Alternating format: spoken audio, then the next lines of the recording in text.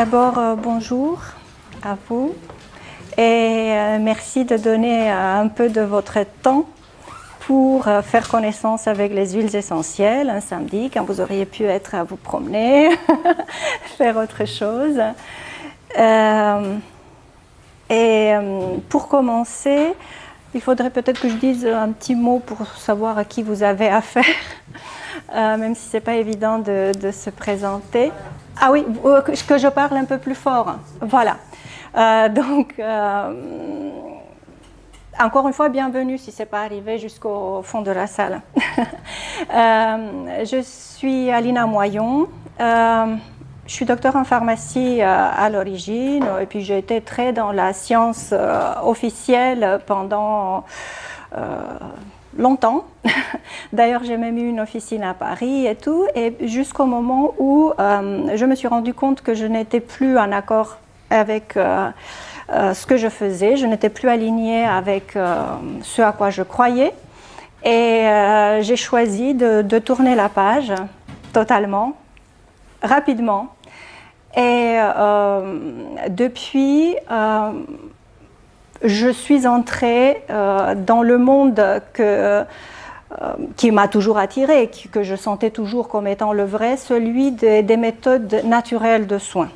Des méthodes naturelles de soins, là on va parler d'aromathérapie rapidement, olfactothérapie, mais il y a aussi la nutrition, on parlait tout à l'heure, je fais de l'hypnose, des thérapies énergétiques, enfin toutes sortes de choses qui permettent d'envisager l'être humain dans sa globalité. C'est ça qui me touche, c'est ça que je trouve que donne les plus grands résultats. D'envisager l'être humain dans sa globalité, dans ses multiples facettes, dans sa multidimensionnalité. Et puisqu'aujourd'hui il s'agit des huiles essentielles, la rencontre est juste magique parce que les huiles essentielles elles-mêmes sont des êtres vivants, des êtres complexes, des êtres multidimensionnels qui ont une personnalité. Ce sont des êtres communicants. Et c'est de cette manière-là aussi qu'on peut les rencontrer. J'essaie de ne pas trop employer le mot « utiliser les huiles essentielles » parce que vous voyez, c'est une connotation comme si j'utilisais un crayon. Or, pour moi, les huiles essentielles sont beaucoup plus que ça. Parce qu'il y a une biochimie, bien sûr, qu'il faut savoir, qu'il faut connaître, il faut bien avoir les bases pour pouvoir les utiliser, tout comme nous on est fait d'organes, on est fait de systèmes, etc. Mais un ensemble d'organes, chez nous, ça ne fonctionnerait pas, ça ne donne pas l'être humain dans tout ce qu'il est. De la même manière, la totalité des molécules qui composent une huile essentielle, simplement, ne pourront jamais donner la totalité de ce qu'une huile essentielle est. Or, pour connaître cette partie-là aussi, c'est une autre part de l'aromathérapie. C'est une autre approche, c'est une autre manière d'aborder. Ce que je fais moi dans les formations, c'est une rencontre olfactive que je propose. Parce qu'à travers l'olfaction, on les ressent. Et il y a cette liaison qui se crée, ce lien qui se crée entre chacun d'entre nous et l'huile essentielle. Mais là, je vais essayer très rapidement, on n'a qu'une heure, de vous donner une idée déjà de ce que sont les huiles essentielles. Je suis partie de l'idée que vous faisiez connaissance avec les huiles essentielles. Donc on va devoir quand même quelque part partir depuis les bases, surtout parce qu'il y a des bases qui me semblent vraiment importantes à connaître, parce que j'aimerais qu'en sortant de là, vous compreniez à quel point les huiles essentielles sont précieuses, à quel point elles sont complexes, à quel point il est important de faire attention à la qualité de ce que l'on achète. Parce que en allant et en achetant une huile essentielle dans n'importe quel endroit en se disant tiens je vais acheter de la lavande et là elle est moins chère, elle fait 5 € de moins que de l'autre côté où j'ai vu moi, donc je fais mon étude de marché, donc je vais acheter là, c'est pas forcément le bon calcul. Et c'est ça que j'aimerais que vous compreniez, parce que c'est une chose que d'entendre dire quelqu'un ça, mais c'est une autre si vous comprenez pourquoi je le dis.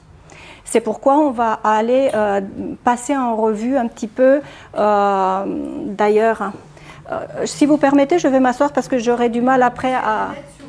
voilà, c'est gênant. Ah bah oui, non, ça c'est pas à mon avantage, non. Donc, comme ça, vous allez bien voir ce qui se passe derrière. Et tenez, je vais vous passer vite en revue ce dont on va parler. Un peu d'histoire, mais très rapidement, pour voir que les humains et les huiles essentielles, c'est une longue et belle histoire commune. Ensuite, définition, des méthodes d'obtention. Pareil, on va vite les passer en revue, parce que sinon, ça dure une demi-journée normalement. Qu'est-ce qu'on doit prendre en compte lorsqu'on parle de qualité des huiles essentielles ? Quelques propriétés physiques et comment les conserver pour obtenir le maximum de leur potentiel. Les précautions d'emploi qui s'imposent, c'est pas parce que elles sont naturelles qu'elles sont sans danger et qu'il faut les prendre n'importe comment. Et puis ensuite, une petite incursion olfactive. Et j'ai choisi la famille des thym parce que c'est quelque chose de chez nous, on connaît tous, et vous verrez que c'est un peu plus compliqué qu'on ne le pense.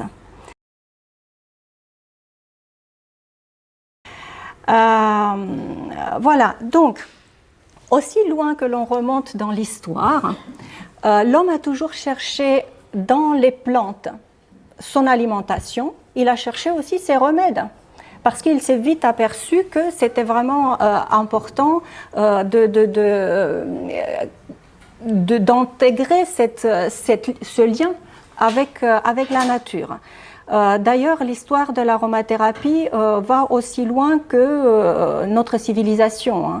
Dans les civilisations anciennes, d'ailleurs, on considérait que les plantes avaient une âme. Et ceci se transmet même de nos jours, par exemple dans le chamanisme.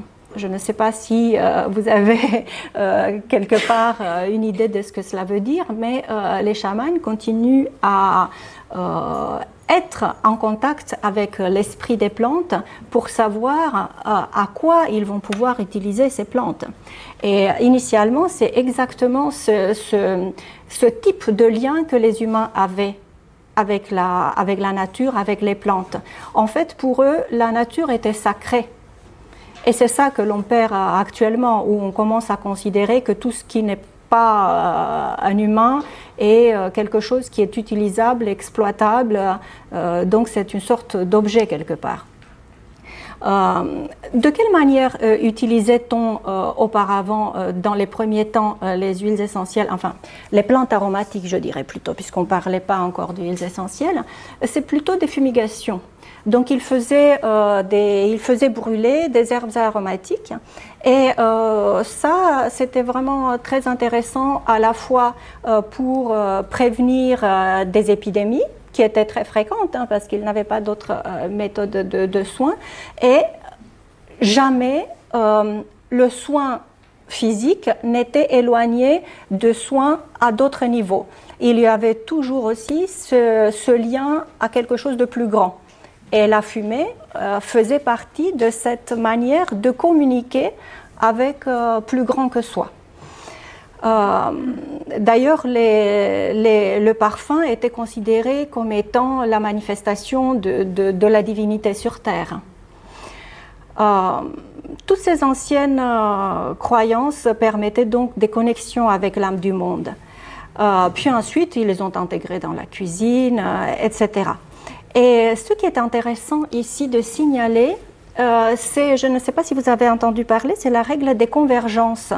En ethnopharmacognosie, on parle de la loi des convergences. Ça veut dire que des groupes de population très éloignés, donc qui n'avaient aucun moyen de communiquer entre eux, utilisent les mêmes plantes ou alors des plantes ayant des compositions similaires pour les mêmes problématiques. Et ça, c'est quand même assez extraordinaire, hein, parce que, voilà, c'est d'ailleurs pendant les études, maintenant, quand on utilise les pharmacopées traditionnelles, on fait très attention à ça. Les premières traces sont encore visibles chez les aborigènes d'Australie qui utilisent, vous savez, l'eucalyptus, le titri, etc. Et d'ailleurs, au sujet d'huile essentielle de cette zone-là, pendant la guerre, les soldats australiens, à l'époque où il n'y avait pas encore les antibiotiques, avaient avec eux des flacons de titri, d'arbre à thé. Et c'est ce qu'ils utilisaient, eux. Voilà, donc déjà c'était connu il y a quelque peu. Au Sumer, en Mésopotamie, il y a 5 ans, on utilisait vraiment les plantes aussi pour toutes sortes de propriétés, essentiellement donc pour la maladie, pour les épidémies, pour le côté anti-infectieux, mais plein d'autres. Ils utilisaient cèdre, cyprès, fenouil, myrte, enfin des tas de plantes aromatiques. Et en Inde, c'est très intéressant parce que l'Ayurveda aussi utilise depuis toujours, c'est la plus ancienne médecine encore agissant dans le monde. Donc c'est quelque chose qui a plus de 7000 ans hein, d'ancienneté. Et on utilise des plantes aromatiques. Et d'ailleurs, ça fait partie aussi, les Védas, les livres sacrés hein, de l'Ayurveda en parlent, font mention de plantes telles que le basilic exotique. Vous savez que lui, le basilic est originaire d'ailleurs d'Inde, le basilic exotique. Il parle de cannelle, de cardamome, il parle de coriandre, de gingembre. Vous voyez, c'était déjà utilisé il y a très longtemps. Les plantes d'ailleurs étaient considérées comme nées des dieux, hein, ça en dit pas mal. Et sur le territoire de l'actuel Pakistan, on a découvert même un alambic en terre cuite datant de 5000 ans. Les alambics, vous savez, c'est ce qui sert pour faire la distillation. Un autre berceau de l'aromathérapie, c'est la Chine. Tiens, j'ai pas mis de photo voilà. C'est un traité qui s'appelle le Pensao, qui est très ancien traité de médecine, qui lui aussi fait mention de plantes aromatiques et d'extraits pour pouvoir utiliser pour soigner. Il parle d'anis, de cannelle, de curcuma, de gingembre, voilà.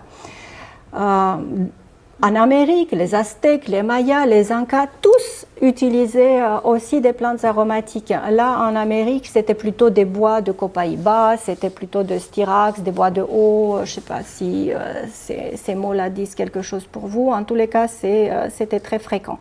Mais on peut dire que, disons, l'aromathérapie nous vient plutôt d'Égypte. C'est là où on a vraiment étudié de beaucoup plus près.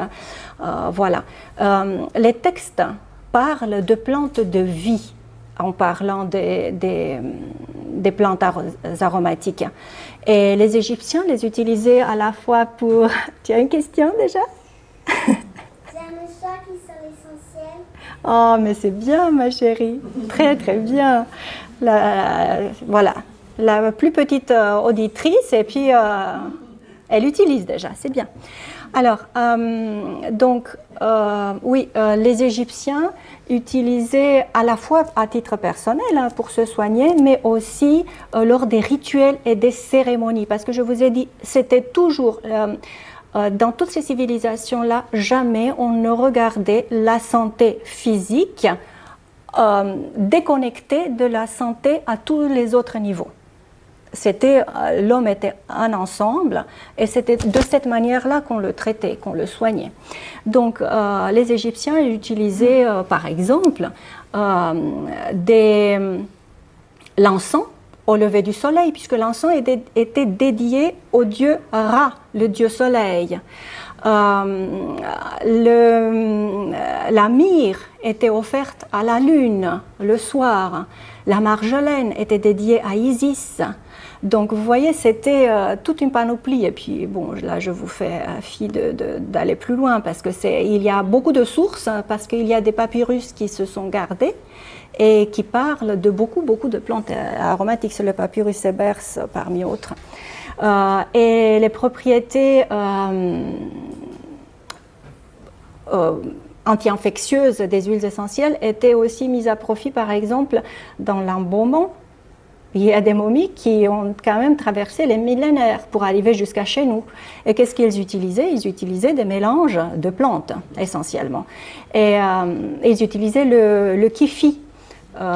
Voilà, ça s'écrit K-Y-P-H-I, qui, selon Plutarque, contiendrait 16 ingrédients différents, dont le cyprès, le cèdre, le lentisque, la cannelle, la myrrhe, etc. Et il faisait des fumigations, des diffusions, il faisait aussi des onguents, des vins aromatiques.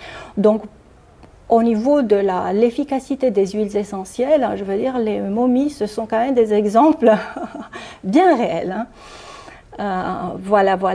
Et d'ailleurs, comme ça, comme une anecdote, la reine Hatshepsut a une véritable passion pour tout ce qui est huiles essentielles ou enfin plantes aromatiques, extraits aromatiques.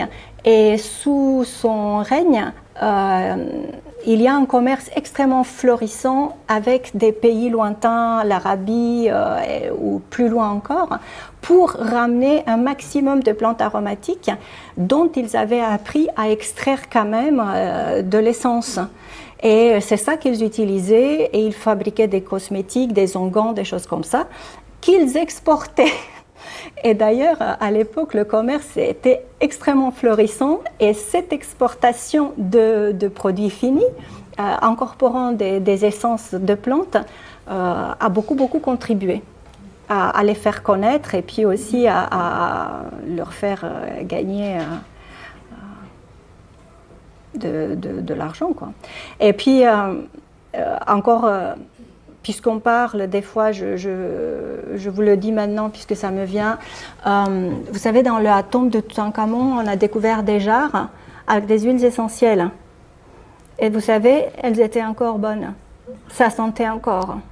Bon, ça avait des conditions excellentes de conservation. Sous une pyramide, déjà géométrie sacrée, et en plus bien scellée, enfin, toutes les conditions y étaient. Voilà, donc c'est dire que les huiles essentielles, quand elles sont extraites de la bonne manière, conservées de la bonne manière, peuvent se garder longtemps. Ensuite, la Grèce. La Grèce, les Grecs étaient des grands commerçants, vous savez, et donc ils ramènent de partout de poivre, cannelle, encens, et puis ils introduisent ça dans des bains aromatiques, etc., des onctions, des parfums. Voilà, le luxe d'ailleurs des parfums atteint un haut degré de raffinement.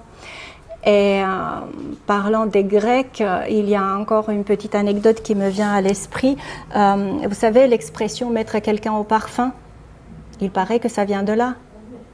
Parce que les boutiques où on vendait les essences, le fait que ça crée une telle belle ambiance, ces odeurs, les gens se sentaient à l'aise, détendus, etc. Ils restaient, ils papotaient, ils échangeaient les derniers trucs qui s'étaient passés dans la cité, etc. Et donc c'est pour ça que c'est là où on apprenait les derniers potins, c'est pour ça que c'est resté mettre quelqu'un au parfum. Voilà. D'ailleurs, c'est clair même maintenant que les parfums, les odeurs ont un vrai pouvoir pour faciliter les échanges sociaux. Hein. D'ailleurs, on met ça à profit. Vous savez, il y a des huiles essentielles qu'on peut diffuser, par exemple, lorsqu'il y a des conférences, des réunions, etc., pour mettre tout le monde à l'aise, pour faciliter la convivialité, les échanges, etc. Voilà, et D'ailleurs, Hippocrate, dans son grand livre, en parle lui aussi. Hein. Ensuite, les Romains, qui mènent le raffinement des bains et des soins du corps à travers leurs termes à un haut degré de développement, introduisent eux aussi dans leur culture hein, tout ça. Et ils importent de nouveaux produits aromatiques. Et à nouveau, sur le territoire actuel de l'Italie, on a découvert là aussi des alambics en terre cuite. Donc eux aussi, ils s'occupaient à en produire. Voilà, ça c'est quelque chose que j'ai moi à la maison et qui peut servir pour des toutes petites quantités. C'est dire que tout le monde peut en faire un petit peu, quoi. C'est quand si vous avez des plantes aromatiques dans le jardin. Et puis ensuite, au Moyen Âge, on oublie un petit peu tout ça. C'est-à-dire que en fait, la culture est quelque part transmise que par ceux qui savaient parler le grec, le latin. Ça se passait autour des monastères, voilà, qui d'ailleurs tous avaient leur jardin des simples. Hein. C'était quand même toujours connu, mais disons que c'était pas dans le domaine public, si on veut. À une exception près, il y avait quand même beaucoup de bonnes femmes qui continuaient à utiliser les plantes. Les sorcières, vous voyez toutes ces femmes-là qui s'occupaient à aider à guérir les autres. Sauf qu'elles ne le faisaient pas trop comme ça, à la lumière du jour, hein, parce que ce n'était pas bien vu. En Europe, tout au moins en Europe occidentale. Et d'ailleurs, bon, après, il y a un moment qui est très intéressant, qui est l'apparition de l'invention de l'imprimerie, ce qui a quand même vulgarisé, hein, ce qui fait qu'il y a plein de gens qui ont commencé à pouvoir publier, écrire, lire, etc. Et d'ailleurs, les pharmaciens de l'époque s'appelaient aromateri, parce qu'ils vendaient ce genre de produits. Voilà. Pour l'époque moderne, on peut dire en fait que les premières distillations à proprement parler, c'est pas tout à fait depuis l'époque moderne, c'est plutôt depuis le Moyen Âge. Ce sont les Arabes qui l'ont fait parce que eux, ils étaient passionnés par l'alchimie. Le vieil art alchimique qui nous vient depuis les Égyptiens. Et c'est quoi l'alchimie? Il s'agit d'obtenir l'essence des essences, la quintessence. Donc il fallait rendre jusqu'au plus profond l'essence de chaque chose. Et pour les plantes, donc, du coup, ils ont inventé le serpentin, ils ont inventé aussi tout l'appareil, l'alambic, qui ressemble davantage à ce que nous connaissons maintenant. Et la première huile essentielle, la première vraie huile essentielle, vous savez laquelle c'était? L'huile essentielle de rose.